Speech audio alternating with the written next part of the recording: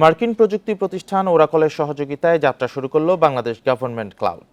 সোমবার বিকেলে রাজধানীর একটি হোটেলের উদ্বোধন করেন প্রধানমন্ত্রীর বেসরকারি শিল্প ও বিনিয়োগ উপদেষ্টা সালমান এফ রহমান। তথ্য সংরক্ষণ ও সুরক্ষার পাশাপাশি সরকারি প্রতিষ্ঠানগুলোর ডিজিটাল সেবাও ত্বরান্বিত হবে এর মাধ্যমে, জানালেন সংশ্লিষ্টরা। এলো Beximco bond, Beximco first unsecured zero coupon bond. Data storage ও ডিজাস্টার রিকভারি সেবায় দেশের একমাত্র সরকারি মালিকানাধীন প্রতিষ্ঠান Bangladesh data center company limited BDCCL।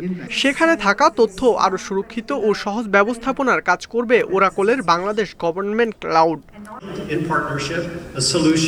উদ্বোধনী অনুষ্ঠানে মার্কিন রাষ্ট্রদূত পিটার হাস বলেন, প্রতিযোগিতামূলক পরিবেশ থাকলে মার্কিন কোম্পানিগুলো উচ্চমানের প্রযুক্তির মাধ্যমে বাংলাদেশের ডিজিটাল রূপান্তরের প্রক্রিয়ায় বড় ভূমিকা রাখবে।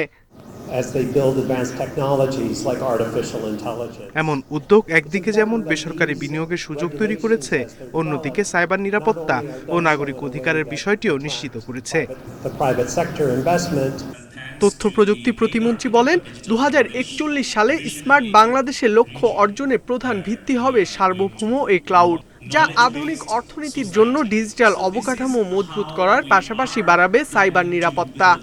যে 56টা মন্ত্রণালয় আছে যারা ভিন্ন ভিন্ন ডেটা সেন্টার করার পরিকল্পনা করছিল, ভিন্ন ভিন্ন জায়গায় তাদের ডেটা রাখছিল কিংবা দেশের বাইরে বিভিন্ন ক্লাউডে রাখছিল, সেটা যাতে না রাখে আমাদের এই বাংলাদেশ গভর্নমেন্ট ক্লাউডেই অত্যন্ত নিরাপদে এবং রাখতে পারবে। প্রধানমন্ত্রী বেসরকারি শিল্প ও বিনিয়োগ উপদেষ্টা বলেন, বাংলাদেশ গভর্নমেন্ট ক্লাউডের ব্যবহার সরকারি সেবায় বড় পরিবর্তন আনবে। পেপারলেস কার্যক্রম বাড়ার সঙ্গে কমবে কার্বন নিঃসরণ।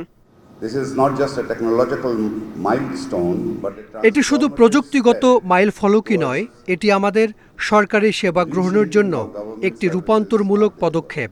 এর মাধ্যমে আমরা নতুন এক যুগে পদার্পণ করছি, যা ডিজিটাল ভবিষ্যতের জন্য সহায়ক হবে। এদিকে ক্লাউডে তথ্য থাকলে ভবিষ্যতে জাতীয় পরিচয়পত্রের মাধ্যমে যাবতীয় সুবিধা নিশ্চিত করা সম্ভব হবে বলে জানান সংশ্লিষ্টরা। ইকরামুল কবির, ইন্ডিপেন্ডেন্ট নিউজ, ঢাকা।